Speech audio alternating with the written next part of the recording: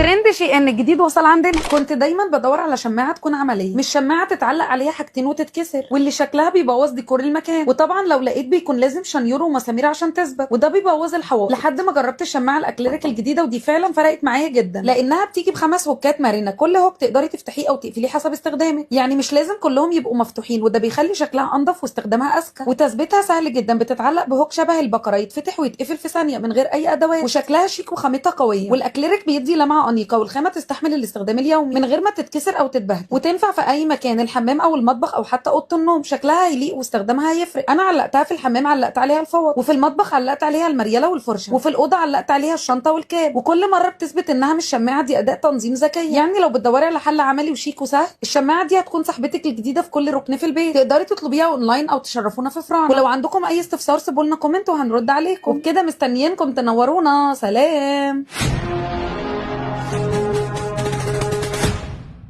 ترند شيء ان الجديد وصل عندنا. كنت دايما بدور على شماعه تكون عمليه، مش شماعه تتعلق عليها حاجتين وتتكسر واللي شكلها بيبوظ ديكور المكان. وطبعا لو لقيت بيكون لازم شنيور ومسامير عشان تثبت، وده بيبوظ الحوائط. لحد ما جربت الشماعه الاكليريك الجديده، ودي فعلا فرقت معايا جدا، لانها بتيجي ب5 هوكات مرنه. كل هوك تقدري تفتحيه او تقفليه حسب استخدامك، يعني مش لازم كلهم يبقوا مفتوحين، وده بيخلي شكلها انضف واستخدامها اذكى. وتثبيتها سهل جدا، بتتعلق بهوك شبه البقره، يتفتح ويتقفل في ثانيه من غير اي ادوات. وشكلها شيك وخامتها قويه، والاكليريك بيدي لمعه انيقه، والخامه تستحمل الاستخدام اليومي من غير ما تتكسر او تتبهدل. وتنفع في اي مكان، الحمام او المطبخ او حتى اوضه النوم. شكلها هيليق واستخدامها هيفرق. انا علقتها في الحمام، علقت عليها الفوط، وفي المطبخ علقت عليها المريله والفرشه، وفي الاوضه علقت عليها الشنطه والكاب. وكل مره بتثبت انها مش شماعه، دي اداء تنظيم ذكي. يعني لو بتدوري على حل عملي وشيك وسهل، الشماعه دي هتكون صاحبتك الجديده في كل ركن في البيت. تقدري تطلبيها اونلاين او تشرفونا في فراعنه. ولو عندكم اي استفسار سيبوا لنا كومنت وهنرد عليكم. وبكده مستنيينكم تنورونا. سلام.